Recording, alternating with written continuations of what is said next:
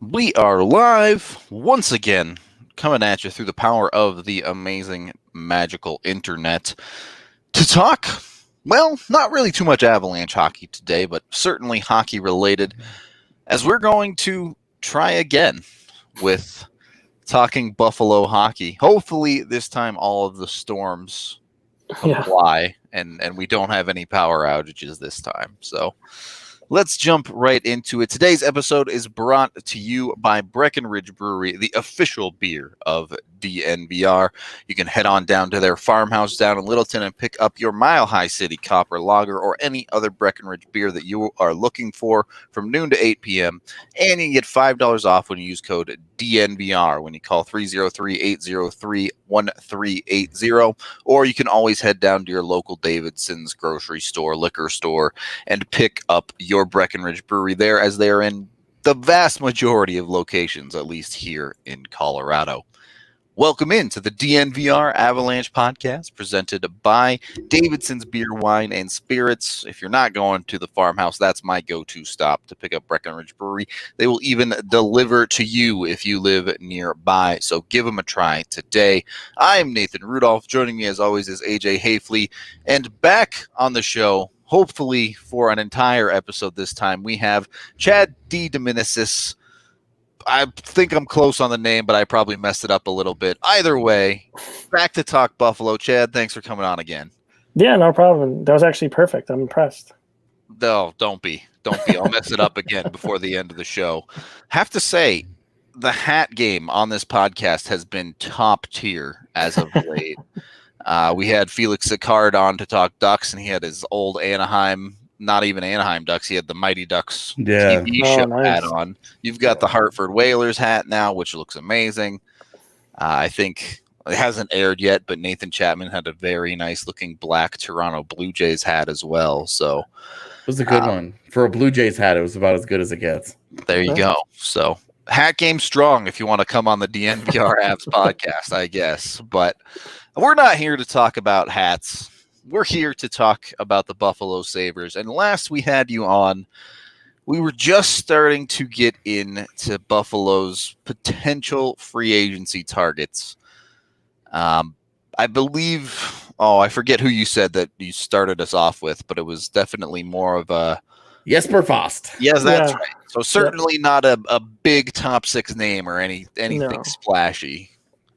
No, I don't think so. And for a few reasons. One, on the surface, it looks like they have a lot of cap space, but realistically, when you have about, I think it's like 8 or 9 pretty decent restricted free agents, some of them even really decent in the case of Sam Reinhart, and even Victor Olofsson can get up there. So when you start signing your own players, your cap space starts to deteriorate. So there's really not that much cap space available to them unless they start moving out players, which then you move big name players like either Ristolainen or Montour, and then that's kind of where you make your big moves too. So I don't really see them doing much in free agency in terms of like big splash, and even in general, I don't think you're going to get a lot out of them. I think you're going to get kind of a filler guys like Foss is a guy I mentioned. I think he's an under the radar guy that could fit for that team for kind of what they need, a nice middle six forward that can produce, which they've been searching for a few years now. So that could help if they move out some defensemen. One of the guys I think I was talking about right when it cut out was Dylan DeMello.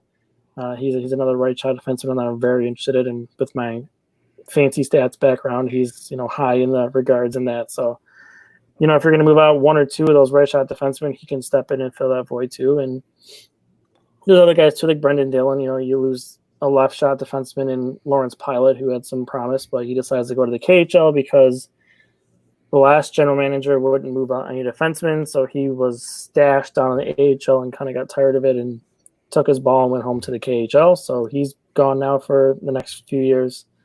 And he was probably penciled in or even in Penn to be their second pair left shot defenseman. Now he's gone, so they got to figure that out. So I think if they go on the free agent market, it's not going to be a lot. There's some guys that I like, but the other thing with this too is everything around this team, this organization, it's not going to be easy to attract people. And that's the truth of the matter. The way things are going with the changes, the ownership, things, the stuff that's coming out now, it's going to be hard to get people. And if you do get people, you're going to pay them more money than any other team would probably. So that's another reason that their best bet is probably to try to stick in the trade market and then maybe make a few low-key signings that kind of help your team out. All right.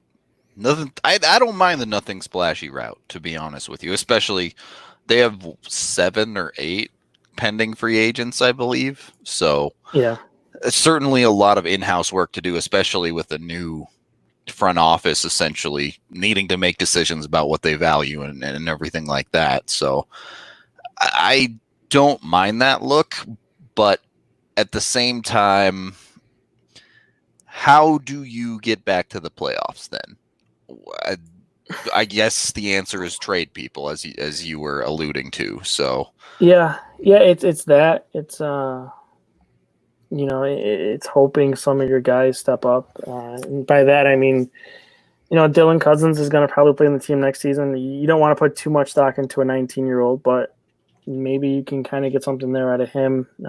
Maybe Casey Middlestat comes up this year and lives up to some of the expectations. But again, I mean, these are young players you're relying on. It's something that's burned them in the past. So really, you ideally don't want to do that, especially in the case of Cousins. You kind of want to not go down that Middlestat route where you kind of put too much on his plate after O'Reilly left, and you want to shelter him with another center on the team. You don't want to rely on him to be your second line center again, because that can go both badly for both the team and the player. So that can be tough. So it's making some trades, like a guy like I mentioned a couple of times here, Ristolainen, who's been here for a long time, and I think the book is out with him with a lot of teams in the league. You're not really going to fool anybody anymore. He kind of is what he is. He'll get you around 35 to 40 points a game, but he's the underlying numbers on him are not pretty. He's he makes $5.4 million, and he's not a first pair defenseman. And I can argue he's a borderline second pair defenseman, depending how you use him. So you have to find a team that's interested, and maybe New Jersey's that team. Their general manager has talked about wanting a big right shot defenseman, and they were interested in him. With Ray Shero last summer, and maybe Fitzgerald still has some interest there, so we'll have to see. Maybe that's a possibility, but there's not going to be a lot of takers for him. And then you get to Montour, maybe he can do something, or the middle side, like I mentioned, maybe use him, maybe use your first round pick in 2021, kind of go to the Vancouver route they did when they got JT Miller, try that type of thing out. So there's some prospects they can even move around. They have a lot of defensemen in their prospect pool. They can use Matthias Samuelsson, Ryan Johnson, Oskari Laaksonen, and there's other guys too. So they can make some things happen and hope that that helps. And also, you got to fix your goaltending. That's the other part of it too. That if they don't do that, then it doesn't really matter what you do. When it comes to some of these young guys, I think the big one that needs re-signing is Reinhart. Mm-hmm. Do you have any idea what that contract's going to look like? Because that's a guy that we've talked to a lot about, where if Buffalo decides he's too expensive, then Colorado should be picking up the phone and being like, we'll pay whatever. And then Colorado's top 6 is done for the next 10 years. So that's we've talked about it, Reinhart as like a guy that the Avs should keep an eye on if something goes wrong in those negotiations. So what do you think that number ends up looking like? It's tough this year because I think you're looking at something, if he goes long-term, looking around 5-6 years, probably up around 7-ish, maybe a little bit over, maybe a little under, depending if it's 5 or 6 years. But the tough part this year is, some of those restricted free agents, including Reinhart, might just say, you know what, let's do 1 year, or let's go to arbitration and let's do this again next year, where we kind of have a clear path of where the salary cap's going, where things are with the league in general. So that could be the situation, not only with Reinhart, but with a lot of restricted free agents, where they kind of kick the can down the road here and see where they are. And Jason Botterill kind of put the Sabres in a tough situation going with a 2-year contract for him 2 years ago, when they probably could have got it done at 5 years, around $5.5 million, what Bo Horvat got. And they decided to go for a 2 at 3.65. So now they're sitting here in a situation in a couple of years down the road where he hit kind of what you thought he was going to be, a 60-point winger. And now you're looking to pay him around 7 when you still could have him out there for a few more years at like 5.5. So, this is another thing from Botterill they have to deal with. Another gift he left Kevin Adams now. But, the cynic in me and a lot of people here kind of wonder if they look at Reinhart and, that's kind of the player they move to, fix the team or make that big move or make a change of some kind. But realistically, I just don't think it's going to happen. And not only from a team perspective, the other part that even just from a, personal player perspective is Reinhart and Eichel are extremely close. So you already have an unhappy Jack Eichel. Are you going to trade away one of his close friends on the team? And these two were roommates for a while, for multiple years. So like they're very close. So, not only from the team aspect, is just I don't know if they're going to want to dip the toe in the water of angry and Jack Eichel any more than he already is. So I think at the end of the day, they just kind of bite the bullet on a 5-6 year deal, or they do the 1 year and then they kick the can on the road and see kind of what next year brings them. All right. I think we can take our first period break there, as who knows, maybe Eichel and Reinhart will only be seeing each other on the golf links at a certain point if they're no longer teammates. But maybe that's not the case at all. They may stick in Buffalo together for a long time. Either way, they can play WGT golf online. You don't even have to go outside to play this golf game, and it's loved by more than 20 million people around the world. If you want to play on your couch, you can do it. If you want to play on the go, you can do that as well, as it's a mobile game where you can jump in and download today from DNVRgolf.com and sign up for the DNVR Clubhouse. Search for DNVR2. We have so many members who are on our second Clubhouse. We have tournaments every other weekend that you can play in. We're doing a head-to-head event between our two clubhouses, I think starting up right now or this weekend. Either way. Should be starting tomorrow night. Tomorrow night. There you go. So Friday night, you can jump in there, challenge anyone in the either DNVR Clubhouse, play some games, do some match play, some stroke play, some closest to the pin, some top golf, you name it. You can play it golf style on a bunch of amazing courses with WGT Golf. Second period of the DNVR Avalanche Podcast, presented by Davidson's Beer, Wine, and Spirits, talking Buffalo Sabres. So it sounds like Reinhart's probably going to stay. We've covered the free agency market and how Buffalo doesn't have a lot of freedom there. We've covered a little bit of the numerous pieces Buffalo can trade away. What is Buffalo's biggest need if they're actually looking to move a piece? It sounds like they have defensemen to spare. So what's next? Yeah, it's definitely second line center, right? And that's that's been the need since O'Reilly left. They've tried to fill it with Middlestat, wasn't ready. And then this past year, they tried to fill it with Marcus Johansson, and that was a bad idea because he's not really a center. He's a winger. So that didn't work. And, their second best center was Johan Larsson. And, say we will about Larsson, I think is a very underrated player, and he's one of the better, I think, defensive forwards in the league for what he does and the role they put him in. But, asking him to be some sort of second-line center to give you some offensive output just isn't really fair to the player. But defensively, he's fine. So, yeah, I mean, that's what they have to go find. But the catch is, those guys are not just hanging out there for you to go grab. That kind of makes it difficult, and why it's taken them a few years now to take a few swings at it, and they really haven't come close to filling that need.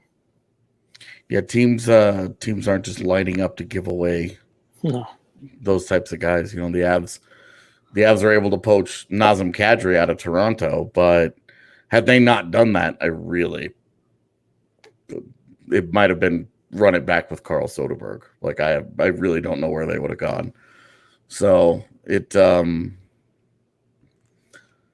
tough spot to fill because teams, they're either overpaying for one or the team that has the cheap one never wants to give it up. Yeah, like the only way that you're able to pry a guy out of there is you overpay for it. And Buffalo's just in this weird spot where they don't have a surplus of prospects. They don't have a surplus of picks.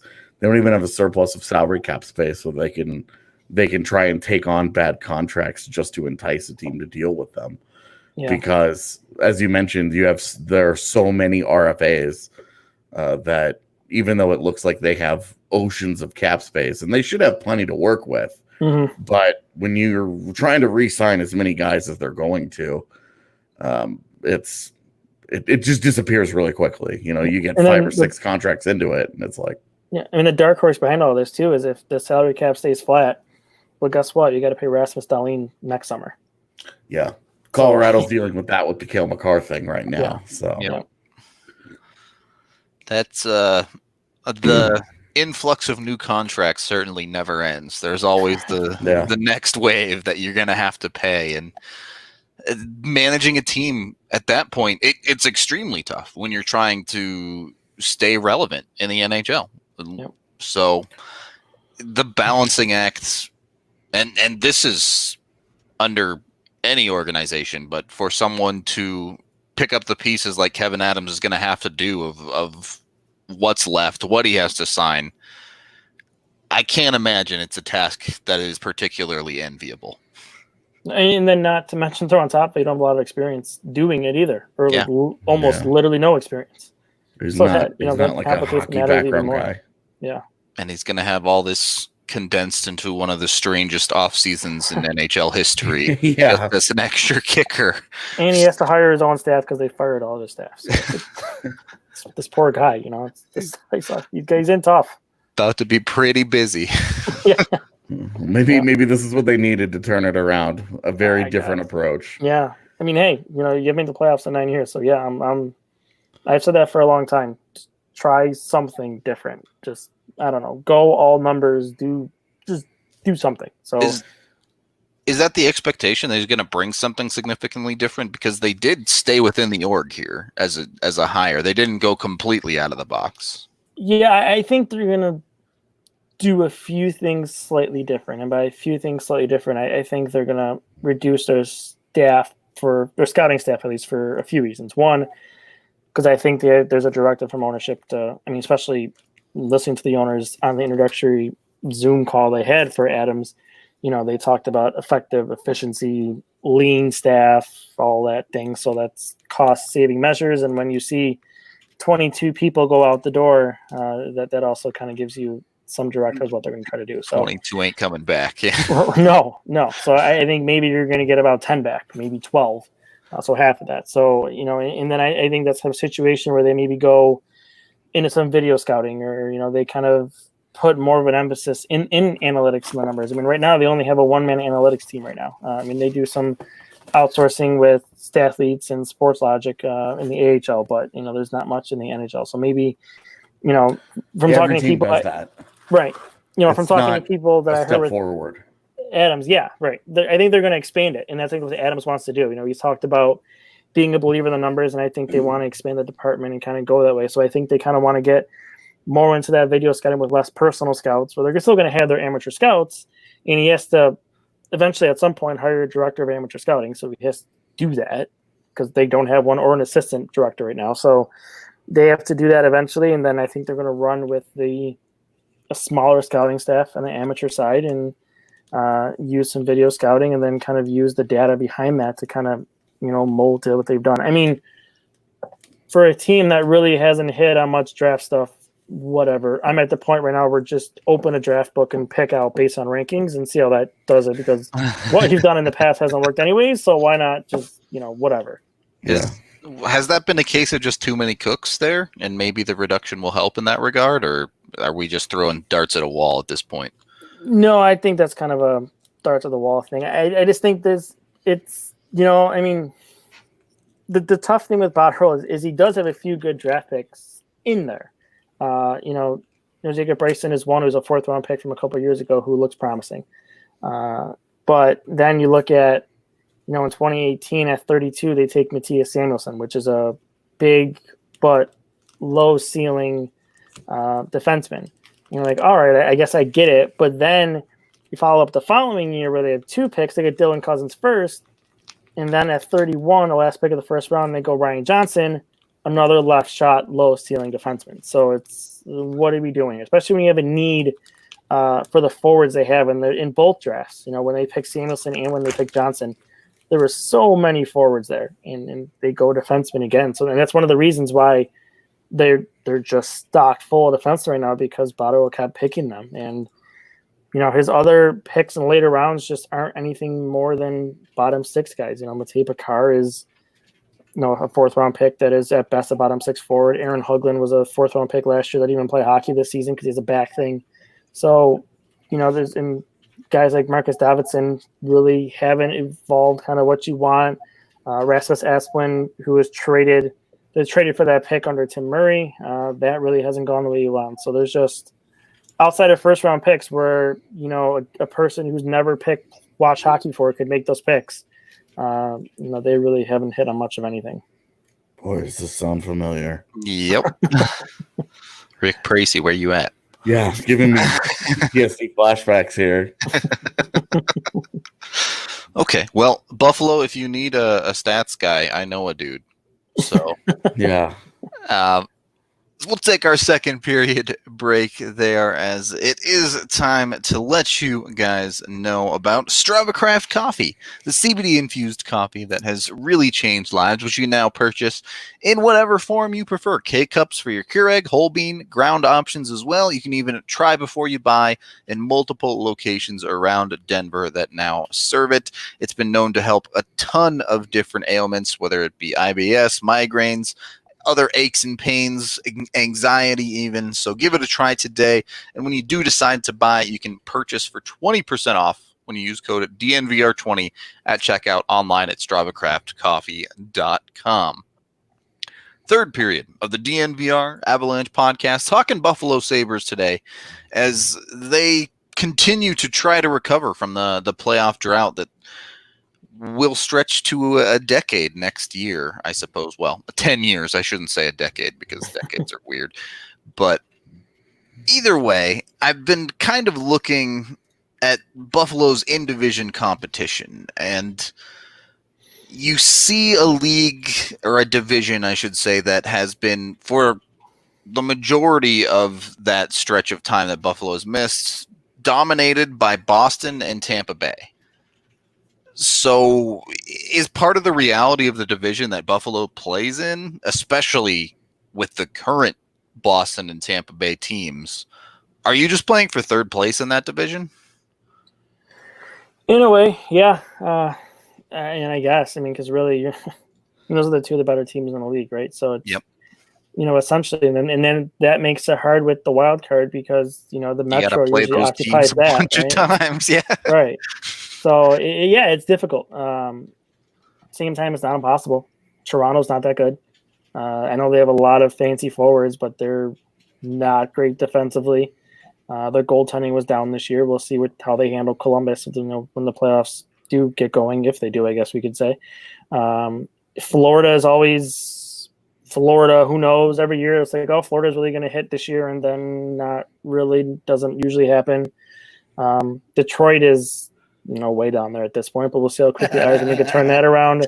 I think the scary part of anything is Montreal is kind of where the Sabres are, right? They're in that middle in between spot where they have some nice players, but not enough. And again, Carey Price really hasn't been the goalie he was a couple of years ago either. So, and they had to pay him a ton of money for a long time, and Shea Weber's on the cap there, so they're in some issues there with them as well. So it's tough. And then, as I was saying, Ottawa, I think, is a team to watch here because if both teams aren't, that's a team that's going to have 2 probably top 5 picks this year.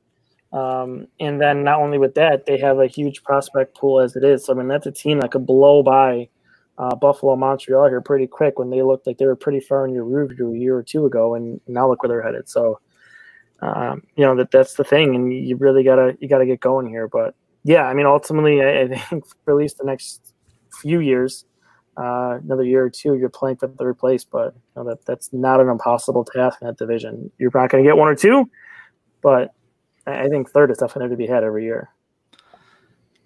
We talked about on the show that unfortunately you disconnected from the other day, the lottery, the NHL draft lottery. Buffalo will be part of that tomorrow when it happens.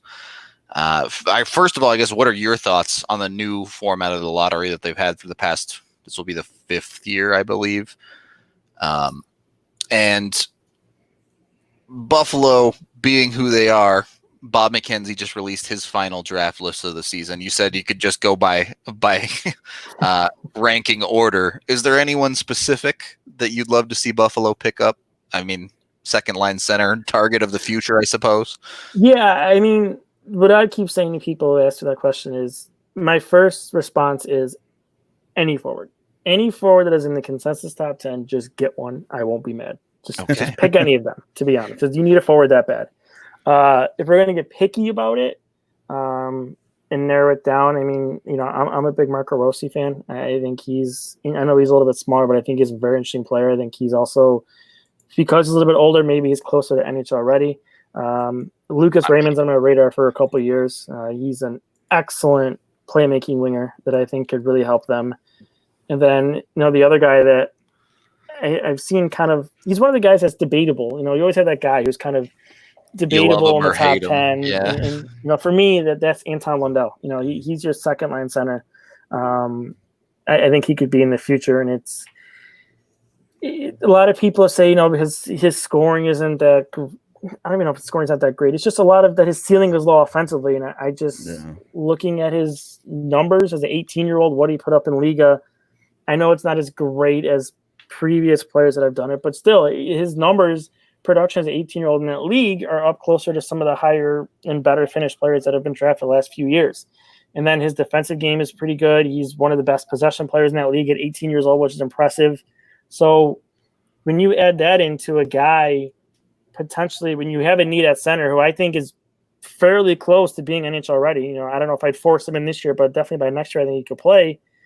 So then you're looking at a center spine. If everything works out, if you're going to have Eichel, Cousins, and then Lundell for the next, 5, 6, 7 years, you're in good shape there. But it's, and that's kind of a guy where Lundell, I think for me, I kind of want them to go that route for the reason because I think a lot of people won't be in favor of it. But then I can be like, you never get to champion the Sabres making a smart move where I could say, look, this is actually a pretty smart move. They did this, and you can argue for it in their favor. So that's kind of like the part of me that wants them to do that. But again, you take any other guys I mentioned, Raymond, Rossi, even any Perfetti, Holtz, any of those guys, I'm going to be just fine. Just as long as it's a forward, I'm good. Don't get a goalie. I don't think they will anyways, since they drafted goalies in the last 2 years. And don't take Jake Sanderson, please. Like no more left shot defensemen. Like we're good on that. If you want to go defenseman, please go Drysdale, and I can be angry for a day and deal with it. But I'm essentially begging to pick a forward. That's kind of where I'm at. All right. On Lundell, I don't want to compare him directly to the ability of Ryan O'Reilly necessarily, but if you're talking about role, defensive center to play behind Eichel and kind of create a more shutdown scenario makes a lot of sense. Yeah, Sean Couturier is kind of who I thought about too. That kind of he fits that type of, maybe not as productive offensively down the road, sure, but that efficient two-way style. That kind of archetype. Yep.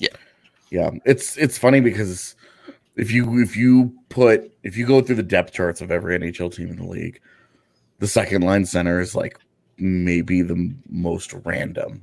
Yeah. Because it's like teams are just like whatever. Like we're not, because like we're sitting here and we're roster baiting about, Anton Lundell because he's a perfect complement, and it's like teams don't care, right? Like they're so desperate just to find quality centers as it is that it's like they're not messing with that. They're just trying to find a warm body that can give them 50 points. Yep. And that's if they have the luxury of having one of those top 10 centers in the league that they can throw on the first line. It's like the one Buffalo. I feel like Buffalo is in one of the weirdest spots because they have a franchise center, they have a franchise defenseman, and they are nowhere. And that's that feels really like, that's it. Like, that's all they have. It's because like you look at so many other organizations where it's like, oh my gosh, if we could just get that guy, we could turn the corner. And Buffalo has both of those guys. And like you look at the next 5 years in that division, and it's like it just doesn't get any easier. Yep. I agree. It's tough sledding out there, to say the least. But I do want to ask you one question here about Casey Middlestat, because like it's easy for us from afar to look at it and be like, oh, this clearly hasn't worked. Have you written him off, or is it there's reason for optimism there? Yeah, I mean, I haven't written him off. It's tough because look, I mean, he was drafted to play center, right? And I just personally, where I am right now, I don't think he's going to be an NHL center. I think the Sabres are better off if they swallow hard on that and accept that he can be a middle six winger for them, and kind of start grooming him for that. And the reason I don't think he can play center because I don't think he has the chops to play that two-way game. I just don't. He's more of a player that kind of excels in transition. He's not that great in the offensive zone when you have possession established. That's just not his game. He's he has the hand skills. He has the ability to score. He's good in tight, but I don't think it's ever going to be that play driver. You know what I mean? That they kind of hoped he was, and maybe what he was propped up to be after he had that MVP World Junior run a couple years ago. That probably didn't help that it happened in Buffalo too. So his value skyrocketed because all the Buffalo people saw it, and then he was the MVP, and all that fun stuff. So that didn't help either. And like I said, the O'Reilly thing definitely didn't help forcing him in there. So no, I wouldn't see any way that he's written off. The kind of the way I look at it, to be honest, and I've told a lot of people in Buffalo, the way I kind of compare it, if you guys can maybe relate to, is I kind of look at like a Tyson Yost situation, right? Where it's kind of, maybe they forced him in too early, sent him down to the AHL. He put in Yost got hurt, so he really didn't get that much, but Middlestat got some time in the AHL. And then you bring him up and see what happens and, try again. Or you decide this isn't going to work and I'm going to pull the ripcord and see if I can get something else. Can I get somebody else's Middlestat or somebody else's Yost? Like, can I call Edmonton and say, hey, Puljujarvi's not happy, Middlestat's not working, let's just flip these guys and see what happens, kind of thing. So, if they do move them, that's kind of the trade I would be thinking that I would try to look for. But yeah, I mean, talking to two Colorado guys, Yost, career path, it's kind of the way I've most explained to people in Buffalo. It's kind of the path it's going down.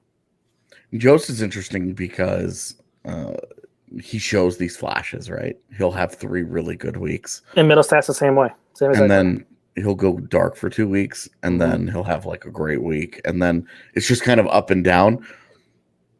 What's different about Yost is that the team around him got exponentially better in the blink of an eye. Yep. And so he's been punished for a slow development path. Where, like, if you look at Tyson Yost this year, it's the best he's ever been. But you wouldn't know that talking to 90% of Avalanche certainly fans. Based on Twitter, you would have no idea. You wouldn't know that if you. The funny thing is, I was looking into him and looking at his underlying numbers. I'm like, oh man, he had a really nice bounce back year, but his production isn't that good. I'm like, oh, like points on everything, but still, his underlying numbers are fine. So I put I don't know if I wrote about him and as an under the radar guy to go after. And I had Colorado people my mentions oh, he's terrible, he's horrible. Yeah, take him, please. And I'm like, really? Yeah, there's a real chance that he's involved in something over the summer. And to be honest, when we talked about Reinhart, it was Jost made a lot of sense for some of those reasons. But we were also look, they've already got a Middlestat problem. They don't need to figure out. They don't need to figure out what to do with Middlestat and Jost at the same time. They don't need another supposed to be 2C but isn't. Right. I mean, but then again, that can get the same thing where maybe those two teams go together and say, "Hey, you take mine, I'll take yours," and let's see how that goes. One of those. Oh, please don't do that. Yeah, I don't. I'm sorry, but I want nothing to do with Middlestat. Yeah, what we've seen is that with Jost, there's an NHL player. It might be a lower caliber NHL player than you were expecting with the 10th pick, but we've seen, and he's gotten better. And the one time he played in the playoffs, he was really good in the postseason last year. Yeah, I mean, Middlestat's an NHL player. Don't get me wrong. Just he's not going to be a top 6 first line center. I mean, he's a middle 6 guy all the way.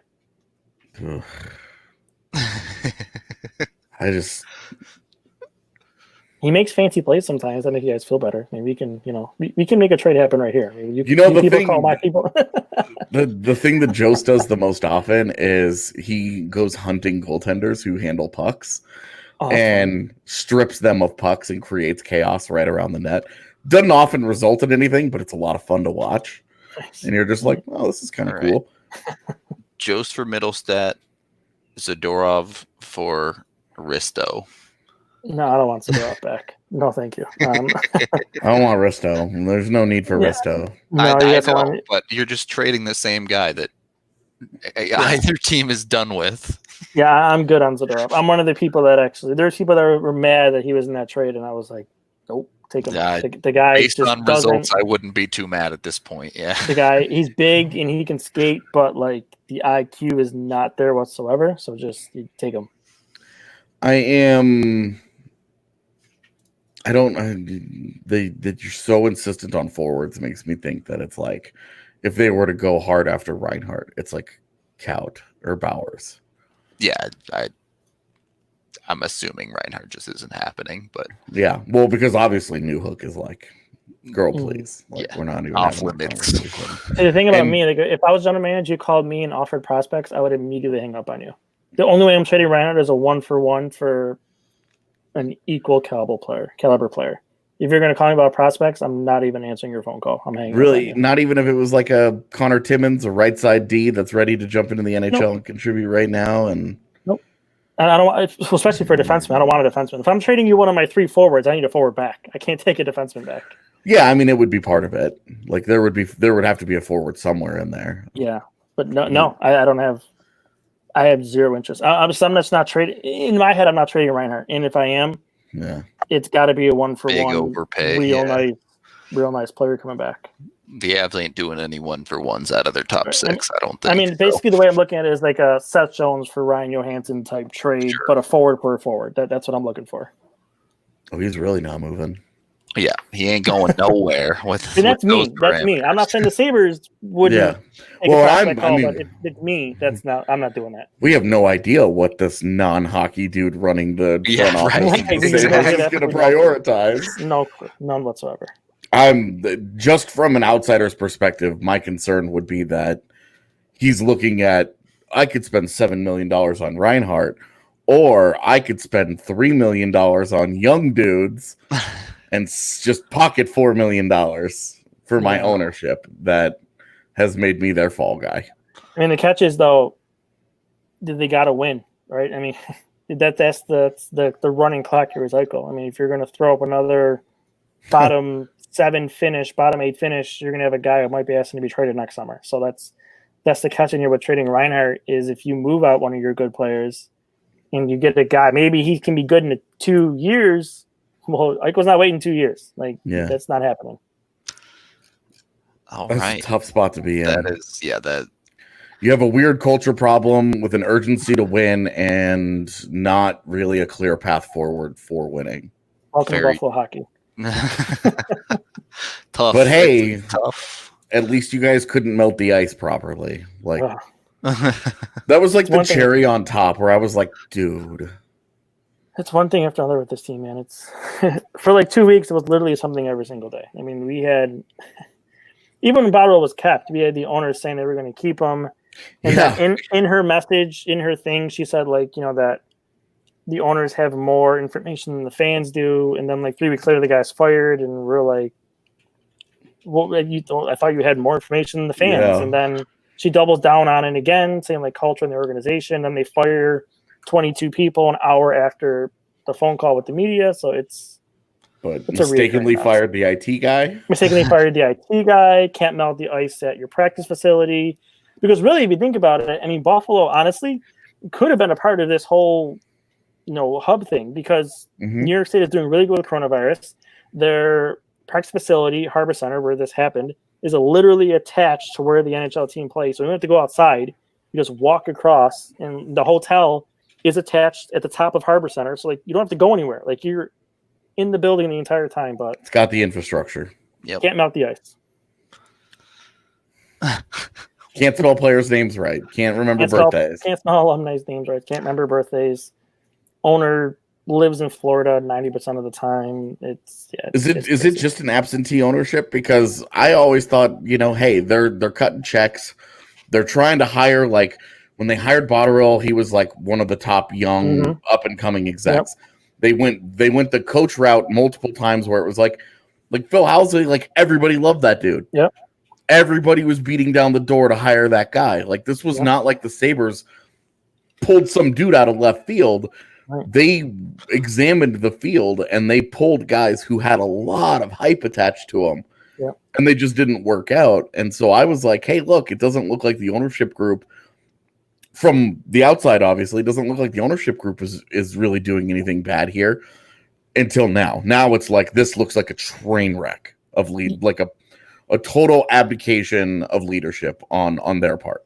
Yeah, I mean, over the last few years, when they first got in here, yeah, I mean, they were all in. They were throwing money around left and right. I mean, remember, they almost had Mike Babcock in until he pulled the midnight change to go to Toronto. I mean, he was coming to Buffalo. They had press conferences planned for the next day, and then they wake up the next morning and he's going to Toronto.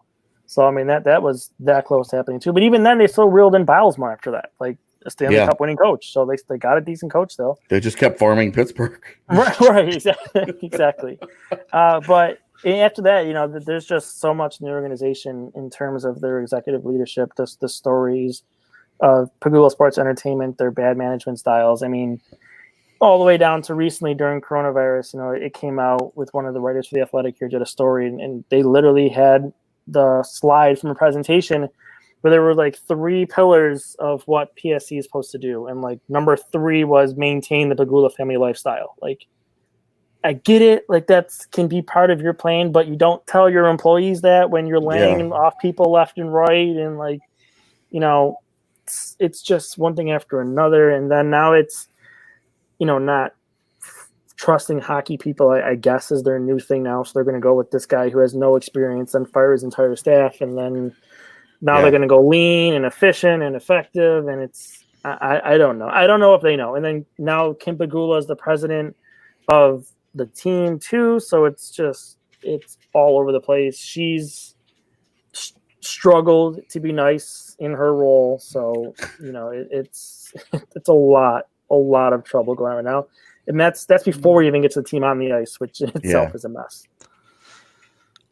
All right. I did technically title this episode Saving the Sabres. So give me something positive to wrap up on. Do you see this team? Can they actually get back to the playoffs? I mean, it's hockey. You guys should know that more than anything from a team that goes from last to the playoffs, right? Yep. I mean, right? It happens, I mean, you have like we talked. They did a lot of cleaning house, and they were like, "Hey, we're going to give it all to a bunch of 20-year-old kids and just see what the hell happens." I mean, they could do the same thing. If they're going to not bring back a lot of those unrestricted free agents, then you're going to get Thompson up here. You're going to get Middlestad. You're going to get Cousins coming up. So you have a lot of young kids coming up. They bring Bryson up to replace Pilot. That's another 22-year-old you're adding into the mix. So they can go that route and bring a lot of young guys in and hit lightning in a bottle. But I don't know if that's really going to happen. So. I mean, when you have Eichel and you have Dahlin, is kind of every single year getting a little better. I think there's always that hope, there's that promise.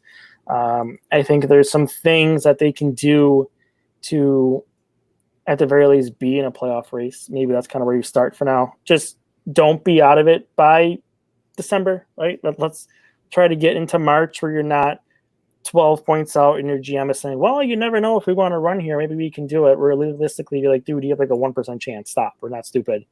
So, get into that situation, make a few minor moves, and then try to find that center. Maybe it's you go a low-key guy. Maybe you can pry Dylan Strome out of Chicago for one of your defensemen, and then you hope that works out, and you go that route. So, there's definitely possibilities. It's hockey. You never know. Yeah. So send Yoki Haru back.